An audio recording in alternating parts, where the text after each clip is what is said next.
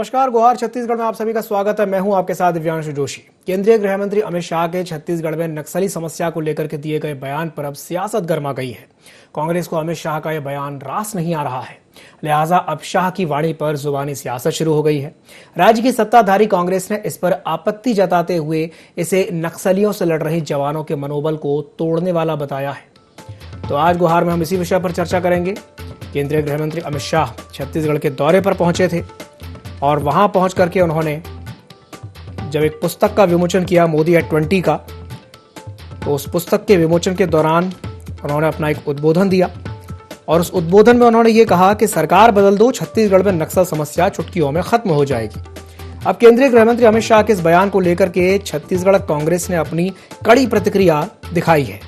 अमित शाह के इस बयान पर कांग्रेस को खासी आपत्ति हो रही है। कांग्रेस का कहना है कि ऐसा बयान नक्सलियों से लड़ रहे जवानों के मनोबल को तोड़ने वाला है। उन्होंने इसे मनोबल को तोड़ने वाला बताया है। इस बयान के बाद कांग्रेस द्वारा आपत्ति दर्ज किए जाने पर विपक्ष का भी बयान सामने आया है।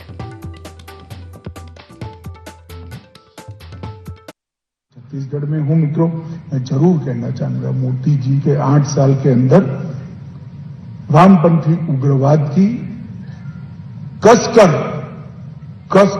धज्जियां उड़ाने का काम नरेंद्र मोदी सरकार ने किया। 2258 लोग वामपंथी उग्रवाद के कारण मारे गए। वहां से घटता 2021 में 2258 से घटकर 509 तक ये आंकड़ा आने का काम इन नरेंद्र मोदी सरकार ने। जिला रिपोर्ट सब में कमी ही कमी है। हिंसा की घटनाओं में 50% की कमी, सुरक्षा बल के मृत्यु में 71% की कमी और वामपंथी उग्रवादियों द्वारा समर्पण में 140% की वृद्धि हुई। ये कुछ जिलों में अब सिमट कर रह गया है। छत्तीसगढ़ में सरकार बदल दो, यहां से भी चुटकी में चला जाएगा। छत्तीसगढ़ ने 15 साल तक भारतीय जनता पार्टी का शासन देखा था और उसमें 2014 में केंद्र में भी भारतीय जनता पार्टी की अगुवाई में एनडीए की सरकार आ गई थी। जो परिवर्तन या परिस्थिति में सुधार हमने कांग्रेस के वर्तमान शासन में देखा है, वो आज के पहले छत्तीसगढ़ बनने के बाद से हम लोगों ने नहीं देखा था। कांग्रेस के शासन काल में जिस संवेदनशीलता से काम किया गया है और मजबूती के साथ, संवेदनशीलता और साथ में दृढ़ता और मजबूती के साथ काम किया गया है। 15 साल उनको अवसर मिला। 5 साल केंद्र और राज्य दोनों में सरकारें थी, तब नक्सलवाद चरम पे था और वही समय है जब जीरम घाटी की घटना घटी। हमारे नेता भी शहीद हुए, जवान भी शहीद हुए, आम नागरिक मारे गए, धन जन की हानि हुई। आज हमारी जो नीति है, जिसमें विश्वास, विकास और सुरक्षा, इस नीति को लेके चले हैं, नक्सलवाद बहुत पीछे हट गया है। चुटकी बजाते ही खत्म कर देने। तो 5 साल तो आपको पूरा मौका मिला था केंद्र राज्य में, उस समय चुटकी आपने क्यों नहीं बजाई? गृह मंत्री जी ने स्पष्ट इस बात को रखा है कि केंद्र और राज्य सरकार की दोनों की जवाबदारी है और दोनों की जवाबदारी के साथ में नक्सली मूवमेंट में हम सफल होंगे। लेकिन उन्होंने राज्य सरकार की आलोचना भी नहीं की। लेकिन तो उसके बाद भी राज्य सरकार केवल आलोचना में लगी रहती है, अपनी जवाबदारी में असफल है। केवल केंद्र के ऊपर आरोप लगाना उनकी नियति है। 15 साल की हम जब बात करेंगे तो डॉक्टर रमन सिंह ने वहां पर इंफ्रास्ट्रक्चर, सड़क, पानी, बिजली, उसके साथ में वहां पर दूरसंचार के टावर, टेलीफोन के टावर और वहां पर जो बिछाने का काम किया गया। कांग्रेस की सरकार आने के बाद में आप देख रहे हैं कि जब ये सड़क बनाने जाते हैं तो नक्सली उपकरण को जला देते हैं, अगवा कर लेते हैं, हत्या हो जाती है और सारा वहां का जो कार्य है बंद हो चुके हैं। तो केंद्रीय गृह मंत्री अमित शाह के छत्तीसगढ़ में नक्सली समस्या को लेकर के दिए गए बयान पर अब सियासत गर्मा गई है और आज इसी विषय पर हम चर्चा करेंगे। और चर्चा करने के लिए हमारे साथ 3 मेहमान जुड़ेंगे। हमारे साथ चर्चा में जुड़ेंगे अजय गंगवानी जी, जो कि कांग्रेस प्रवक्ता हैं। साथ ही साथ हमारे साथ जुड़ेंगे श्रीचंद सुंदरानी जी, जो कि जिला अध्यक्ष और पूर्व विधायक हैं भाजपा के। साथ ही साथ हमारे साथ जुड़ेंगे उचित शर्मा जी, जो कि वरिष्ठ पत्रकार हैं। आप तीनों मेहमानों का बहुत बहुत स्वागत है IND24 में। सबसे पहले मैं शुरुआत करना चाहूंगा गंगवानी जी से। अजय जी, सरकार बदल दो, नक्सल समस्या चुटकियों में खत्म हो जाएगी, ऐसा कहना है केंद्रीय गृह मंत्री अमित शाह का। क्या कहेंगे इस पर? दिव्यांशु जी, कहीं ना कहीं गृह मंत्री अमित शाह जी का जो बयान है बहुत आपत्तिजनक है, पूरी तरह से गैर जिम्मेदाराना है और कहीं ना कहीं जो भारतीय जनता पार्टी का स्वार्थी चरित्र है उसका स्पष्ट प्रमाण है। देखिए, एक सबसे बड़ी बात यह है कि वो स्पष्ट रूप से कह रहे हैं कि छत्तीसगढ़ में सरकार बदल दो तो चुटकियों में नक्सलवाद खत्म हो जाएगा।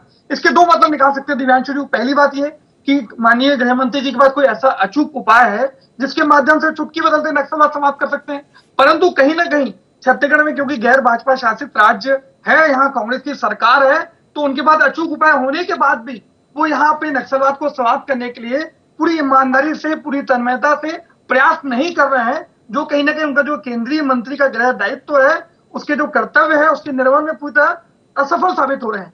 और दूसरा ये हो सकता है दिव्यांशु जी कि कहीं ना कहीं ये भारतीय जनता पार्टी का एक राजनीतिक जुमला हो। इन दोनों बातों में क्या सच है, इस बात का जवाब यहाँ जो भारतीय जनता पार्टी के प्रवक्ता सुनवानी जी आएंगे वो बेहतर दे पाएंगे। और दूसरी बात, ये बार बार एक ही चीज कह रहे हैं, इनकी बातों से दिव्यांशु जी स्पष्ट हो रहा है कि अगर यहाँ भाजपा की सरकार होगी तो चुटकियों में समाप्त हो जाए। मेरा एक प्रश्न और है, 2003 से 2018 तक दिव्यांशु जी यहाँ भारतीय जनता पार्टी की सरकार थी, और 2014 से 2018 इस पीरियड में केंद्र में मोदी सरकार थी और यहाँ भाजपा की रमन सिंह सरकार। जब दोनों जगह भारतीय जनता पार्टी की सरकार थी तब अमित शाह जी ने चुटकी बजा के क्यों नक्सलवाद को समाप्त नहीं किया? तो कहीं ना कहीं जो दोहरा चरित्र है, छत्तीसगढ़ के जो सौतेला व्यवहार है, ये अमित शाह के बयान से इस पर दिखता है। और स्पष्ट कर दूं दिव्यांशु जी, जब 2003 में भारतीय जनता पार्टी की सरकार बनी, जो नक्सलवाद था वो सुदूर दक्षिण के मात्र 3 ब्लॉकों तक सीमित था। ये रमन सिंह की सरकार ने खाद पानी देके उसका 14 जिलों तक पहुंचाया। पूर्व मुख्यमंत्री रमन सिंह अपने गृह क्षेत्र कवर्धा को भी सुरक्षित नहीं रख पाए। तो कहीं ना कहीं जो इनका चरित्र था वो कभी नक्सलवाद के विरोध में था ही नहीं। आज कहीं ना कहीं जो केपीएस गिल से दिव्यांशु जी जो नक्सल के सबसे बड़े विशेषज्ञ माने जाते रहे, एक बयान मीडिया में चर्चित रहा, वेतन लो और मौज करो। ये कहीं ना कहीं माननीय रमन सिंह जी ने उनसे कहा था कि नक्सलवाद की समस्या से निपटने की कोई जरूरत नहीं है, सिर्फ वेतन लीजिए और मौज कीजिए। तो कहीं ना कहीं भारतीय जनता पार्टी का 15 साल तक नक्सलवाद को समाप्त करने लिए क्या नियत, नीति और चरित्र था, ये छत्तीसगढ़ की जनता ने देखा। जबकि माननीय भूपेश बघेल जी के लगातार विश्वास, विकास और सुरक्षा, ये 3 सिद्धांतों को लेकर हमने काम किया है। एनसीआरबी के आंकड़ों अनुसार नक्सली जो घटनाएं हैं उसमें 37% की और नक्सली शहादत में 52% की कमी आती है। तो कहीं ना कहीं इस बात से दिखता है कि माननीय भूपेश बघेल जी के नेतृत्व में हमारी सरकार ने नक्सलवाद को निपटने के लिए शानदार भूमिका निभाई है और इसमें हम पूरी तरह सफल भी हो रहे हैं। जी, चलिए ठीक है। मैं प्रतिक्रिया ले लेता हूं श्रीचंद जी से। सुंदरानी जी हमारे साथ जुड़े हुए हैं। सुंदरानी जी, आपने अजय गंगवानी जी की बात सुनी है और वो ये कह रहे हैं कि उनके राज में नक्सली गतिविधियों में कमी आई है, क्या कहेंगे इस पर? देखिए, अजय गंगवानी जी मेरे छोटे भाई हैं। मैं निश्चित रूप से उनकी एक एक बात का जवाब देना चाहूंगा। वो कह रहे थे कि 2018 तक प्रदेश में भारतीय जनता पार्टी की सरकार थी और केंद्र में मोदी जी की सरकार थी। मैं उनके संज्ञान में ये बात डालना चाहता हूं कि 2004 से 2014 तक तो कांग्रेस की मनमोहन सिंह जी की यूपीए 2 की सरकार थी, यूपीए 1, यूपीए 2 की सरकार थी। और जहां तक नक्सलवाद का मामला, पूरे प्रदेश में काफी बड़े स्तर पे नक्सलवाद तो दिग्विजय सिंह की सरकार के समय से था, संयुक्त मध्य प्रदेश के समय से था।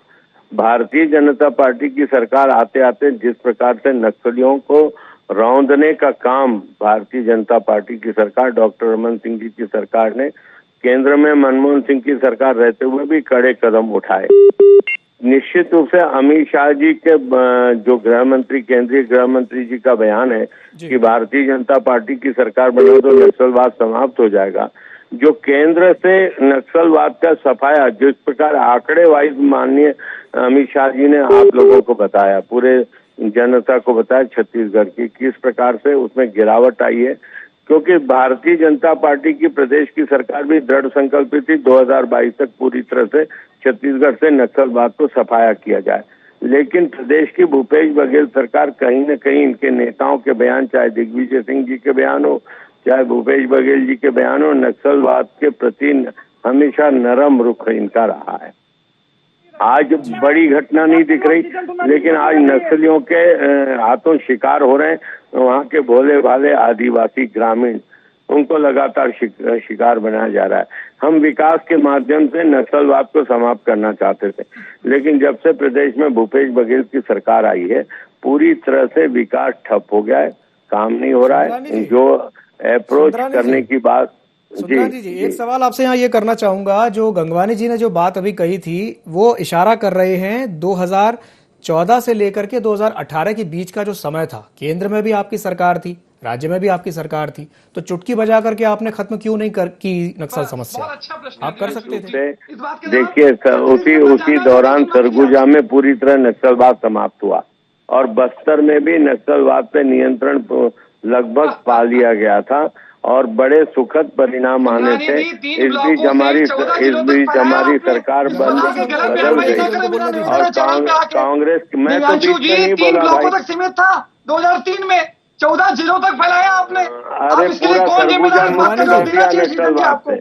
ऐसे नहीं, एक एक करके अपनी बात रखिए, उनको अपनी बात पूरी करने दीजिए। जी सुंदरानी जी, पूरी बात कीजिए अपनी। देखिए 2018 तक सरगुजा में पूरी तरह से नक्सलवाद समाप्त हुआ, बस्तर में भी पूरी तरह से नियंत्रण में लिया गया था और ये हमारी जो तैयारी थी, जो हमने आंतरिक तैयारियां की थी, आज उसी तैयारी का लाभ हमारी प्रदेश की सरकार को मिला। और केंद्र, चूंकि अमित शाह जी इतने गंभीर है नक्सल मुद्दे पर कि उन्होंने रायपुर आकर मीटिंग ली थी नक्सलवाद को खत्म करने के लिए। चाहे सरकार यहाँ कांग्रेस की थी, लेकिन उन्होंने पूरा सहयोग किया, सपोर्ट किया और छत्तीसगढ़ में आके नक्सलवाद के ऊपर उन्होंने मीटिंग ली थी। और अभी तो आदरणीय अमित शाह जी ने सिलसिलेवार आंकड़े बताकर ये साबित करने की कोशिश की है कि उनकी सरकार जब केंद्र में बनी तब से नक्सलवाद में जो गिरावट आई है, आत्मसमर्पण बढ़ा है, नक्सली की घटना रुकी है पूरे देश में, अब चंद जिलों में सिमट के रह गया है।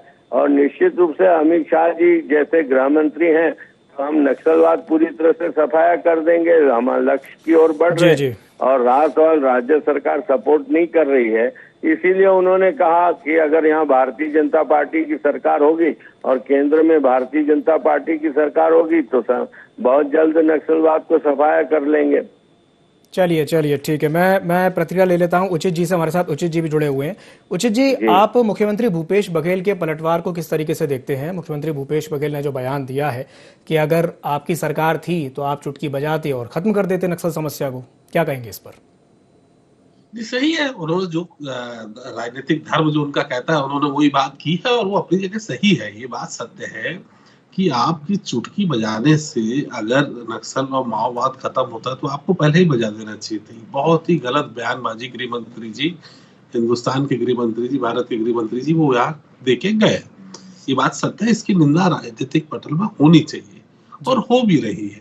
आप देखिए कि अगर आपने अगर माओवाद खत्म किया है छत्तीसगढ़ में, ऐसा जो आप क्रेडिट ले रहे हैं, तो मेरा निवेदन है कि थोड़ा महंगाई की भी क्रेडिट ले लीजिए, पेट्रोल के दामों की भी क्रेडिट ले लेनी चाहिए, जीडीपी जो है उसकी भी क्रेडिट ले लीजिए, जो हमारे डॉलर की और रुपयों का जो अवमूल्यन हो रहा है उसकी क्रेडिट भी लेनी चाहिए। ये सब क्रेडिट भी उनके खाते में जाएगी। लेकिन जो भी रीजन रहा हो, भूपेश सरकार का उनका अपना कथन है, कुछ रीजन है जिसके कारण ये बात तो सत्य है कि माओवाद के हमले, माओवाद का हिंसा कम हुई है, उसका क्रेडिट जिसको भी जाता है, जो भी पॉलिसी को जाता है, ये अलग मैटर है। चाहे वो किसी वनोपज को लेके थोड़ा सा व्यापार अच्छा बढ़ा हो, अच्छे दाम को लेके बढ़ा हो, जो 125%, 150% जो इंडस्ट्री में सब्सिडी दी जा रही है उसको लेके एक अच्छा मैसेज दिया हो, जो भूमि बैंक है, जो लैंड बैंक है, उसको उन्होंने खुला छोड़ा, उसके कारण शायद रिजल्ट अच्छा आ रहा हो।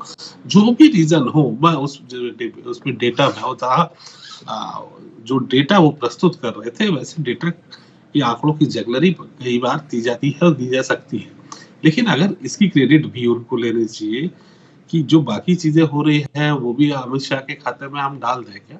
तो भूपेश ने जो किया, भूपेश सरकार जो कह रही है, भूपेश जी ने जो भी वक्तव्य दिया कि ये उनका जो विरोध किया वो लाजमी है, वो होना भी चाहिए कि चुटकी, मतलब ये आप क्या ये रेवड़ी बांटने जैसी चीज नहीं होगी। इसको किस रूप में देखें हम?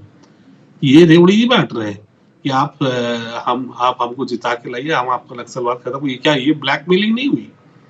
क्यों नहीं हुई? इस पे तो विरोध होना चाहिए। इस तरीके के होंगे गृह मंत्री या जो भी बात होगी, लेकिन इस तरीके का वक्तव्य आप दे रहे हैं तो क्या सही है? और मैं जहां तक समझता हूं कि ये भारतीय जनता पार्टी के जो लोग हैं, जो सीनियर लोग हैं, जो थोड़ी बुद्धिमत्ता रखते हैं, उनको भी ये उनका वक्तव्य पसंद नहीं आया होगा। वो बात अलग है कि वो बोल नहीं पा रहे हैं। डेमोक्रेसी वहां पे, internal democracy Bharatiya Janata party में केवल दिखाने के लिए है। हकीकत में अध्यक्ष कोई भी रहे, चलाता कौन है, ये सब जानते हैं। ये इंटरनल डेमोक्रेसी गांधी परिवार के बारे में बात जरूर करते हैं, लेकिन हकीकत में इंटरनल डेमोक्रेसी कहीं नहीं, जी कम से कम इनके हाथ तो बिल्कुल नहीं है। जो भी बने, हमने नौजवान को बना दिया, हमने कहीं से लाके बना दिया। आप क्रेडिट किस चीज की ले रहे हैं? आप बोल रहे हैं, देखिए उनके पूरे 10 पॉइंट को आप गौर से पढ़ेंगे दिव्यांशु, तो वो परिवारवाद हमारे में नहीं है, जबकि सबसे ज्यादा परिवारवाद का परसेंटेज उन्हीं के टाइम में बढ़ा है।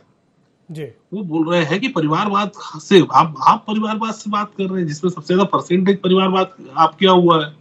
आप ऐसी जाति धर्म की बात करके गए वो, और खुद ही बोल के गए कि हमने राष्ट्रपति बनाया, हमारे जाति और धर्म से काम नहीं होते, ये उनका वक्तव्य था। जी और खुद ही बता रहे हैं वो कि हमने 2 राष्ट्रपति दिए, वो भी उनकी जाति का उल्लेख पहले करते हैं जी और उनका नाम का उल्लेख बाद में करते हैं। तो ये जी। कौन सी क्या देना चाह रहे हैं आप?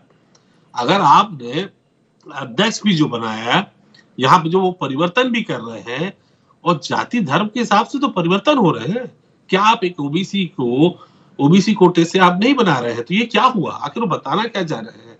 आपने नेता प्रतिपक्ष भी एक ओबीसी से लाया है, एक ओबीसी कोटे से वो भी लाया है, यहाँ का अध्यक्ष भी लेके आया, तो ये क्या कर रहे हैं आप? ये भी तो जाति और धर्म की बात हुई ना। नहीं, ये तो आपने बहुत अच्छा प्रश्न उठाया, बहुत अच्छा प्रश्न आपने उठाया उचित जी, और इसका मैं उत्तर लूंगा, लेकिन उससे पहले मैं गंगवानी जी से एक सवाल करना चाहूंगा। गंगवानी जी, धर्मलाल कौशिक का भी एक बयान आया है, उनका भी एक बयान आया है, और उनका बयान मैं आपको बता देता हूं। वो ये कह रहे हैं कि जब कांग्रेस की सरकार थी, मतलब जब उनकी सरकार थी, वो ये कह रहे हैं कि उनकी सरकार के समय पर तो जो था सो था ही, लेकिन कांग्रेस की जब सरकार आती है तो जब वहां इंफ्रास्ट्रक्चर बिछाने का काम, वो बार बार इशारा कर रहे हैं इंफ्रास्ट्रक्चर की तरफ, कि हमारी सरकार जब थी, डॉक्टर रमन सिंह की जब सरकार थी तो इंफ्रास्ट्रक्चर पर बहुत अच्छा काम हुआ था, लेकिन जब आपकी सरकार आती है और इंफ्रास्ट्रक्चर पर काम होता है तो नक्सली सड़क उखाड़ देते हैं, जला देते हैं, उसे नष्ट कर देते हैं। क्या कहेंगे इस पर? हिमांशु जी, बहुत अच्छा प्रश्न है, जवाब देना चाहूंगा। देखिए, मैंने स्पष्ट रूप से अपने वक्तव्य में कहा कि नक्सलवाद से निपटने के लिए हम लोग 3 हिस्से से निपट रहे हैं: विश्वास, विकास और सुरक्षा। सबसे पहले विश्वास की बात करूं, लगातार जो सरकार के सकारात्मक कार्य हो रहे हैं, पहले भारतीय जनता पार्टी में जब एडसमेटा, सारकेगुड़ा, पैद्दागलुड़ जैसे फर्जी इनकाउंटर में निर्दोष आदिवासियों को इनकाउंटर कर दिया गया था, तो कहीं ना कहीं उनका सरकार के प्रति विश्वास समाप्त हो गया था। लेकिन हमारे 3.5 साल की सरकार में एक भी फर्जी इनकाउंटर नहीं हुआ, लगातार सरकार के सकारात्मक कार्य हुए, और लगातार एक भी किसी ग्रामीण को नक्सली बताकर गिरफ्तारी नहीं हुई। तो कहीं ना कहीं इन कार्यों के कारण जो है आदिवासियों में कांग्रेस की सरकार के प्रति विश्वास जागृत हुआ। विकास की बात करें तो भी स्पष्ट कर दूं, लगातार हमने दूर नक्सली क्षेत्र, जैसे कुछ क्षेत्रों के नाम बता दूं, जगरगुंडा, भेज्जी, किस्टाराम, पामेड़, बासागुड़ा, तर्रेम, ये ऐसे दूर नक्सली क्षेत्र हैं जहां एक आम आदमी जाने से डरता था। आज वहां लगातार सड़क, पानी, बिजली, मोबाइल टावर, इंटरनेट जैसी सुविधाएं पहुंच चुकी है। वहां नए स्कूल और आंगनबाड़ी केंद्र तक खोल दिए गए। पहली बार 15 अगस्त में वहां पे तिरंगा झंडा तक फहराया गया। ये इस बात का स्पष्ट प्रमाण है कि लगातार नक्सलियों के क्षेत्र में कमी आ रही है और नक्सलियों के क्षेत्र में बौखलाहट है। उसके अलावा जो तीसरा क्षेत्र है सुरक्षा, डीआरजी, एसटीएफ और अर्धसैनिक बल के माध्यम से हर 5 किलोमीटर में हम एक कैंप स्थापित कर रहे हैं। अभी तक कुल 43 कैंप स्थापित कर दिए गए हैं और 10 नए कैंपों की तैयारी चल रही है। तो लगातार विश्वास, विकास, सुरक्षा को लेके ये एनसीआरबी के आंकड़े स्पष्ट बता रहे हैं दिव्यांशु जी कि नक्सली घटनाओं में 37%, नक्सली शहादत में 52%। ये दोनों आंकड़े बता रहे हैं कि हमारा जो कार्य है वो स्पष्ट रूप से दिख रहा है। और इनके समय में 34 स्कूल बंद कर देते दिव्यांशु जी, हमने अभी जल्दी बहुत कुछ दिन पूर्व 260 स्कूलों को शुरू किया। शाला प्रवेश दिवस पूरे जोर शोर से बस्तर में बच्चों के बीच मनाया गया। तो इस बात का स्पष्ट प्रमाण है। और एक बात और कहना चाहूंगा, सुंदानी जी बड़ी बड़ी बातें कर रहे हैं, आपको कुछ आंकड़े दे दूं। 2003 में दक्षिण बस्तर के 3 ब्लॉक तक था, इन्होंने 14 जिलों तक पहुंचाया। रमन सिंह गृह क्षेत्र कवर्धा को नहीं बचा पाए। आज इनके जगत पुजारी जो पूर्व विधायक के पुत्र थे, 10 साल तक नक्सलियों को सामान सप्लाई करते पकड़ाते हैं। तो कहीं ना कहीं इनकी स्पष्ट नक्सलियों से साठगांठ का प्रमाण है। आज भानु प्रताप के ठेकेदार धर्मेंद्र चोपड़ा इनके सांसद की गाड़ी से एयरपोर्ट से गिरफ्तार होते हैं। तो दिखावे के लिए नक्सलवाद के विरोध करते रहे और अंदर इनकी सार्थक थी। पोडियम लिंगा से पूछताछ में इस बात का स्पष्ट प्रमाण मिलता है। कांग्रेस का ये कहना है, जी, आप ये कहना चाहते हैं कि सिर्फ दिखावे के लिए नक्सलियों का विरोध करते हैं। चलिए मैं प्रतिक्रिया ले लेता हूं सुंदरानी जी से। सुंदरानी जी, आपने अजय गंगवानी जी की बात सुनी है और उनके कहने का जो सार है वो ये है कि सिर्फ दिखावे के लिए विरोध करते हैं नक्सलियों का। क्या कहेंगे इस पर? देखिए, हम तो विरोध करते हैं। हमारी सरकार ने बलपूर्वक कुचला था नक्सलियों को। कहीं न कहीं कांग्रेस पार्टी की सरकार के नेताओं के बयान कभी भटके हुए हैं, कभी कुछ कहते हैं, नरम रुख अपनाते हैं। कहीं न कहीं नक्सलियों के प्रति इनकी जो हमदर्दी है वही एक कारण है जो हम ये चाहते हैं कि भारतीय जनता पार्टी की सरकार आएगी नक्सली निर्दोष आदिवासियों को सड़कों के पीछे गंगवानी जी थोड़ा सुनने की आदत डालो। अभी आप नए नए प्रवक्ता हैं, थोड़ा सुनने की आदत डालो। जी बोलिए सुंदरानी जी, बोलिए। देखिए, प्रदेश में जिस प्रकार से डॉक्टर रमन सिंह जी ने 2022 तक नक्सलवाद को पूरी तरह से सफाया करने का संकल्प लिया था, ठीक है, जनता का जनादेश हमारे पक्ष में नहीं आया, लेकिन आज भी हम सरकार के साथ खड़े हैं। हम चाहते हैं कि प्रदेश नक्सलवाद से मुक्त हो।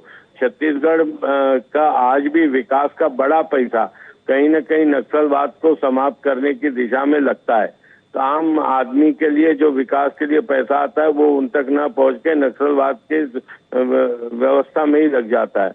तो हम तो चाहते हैं भूपेश बघेल जी सफल हो।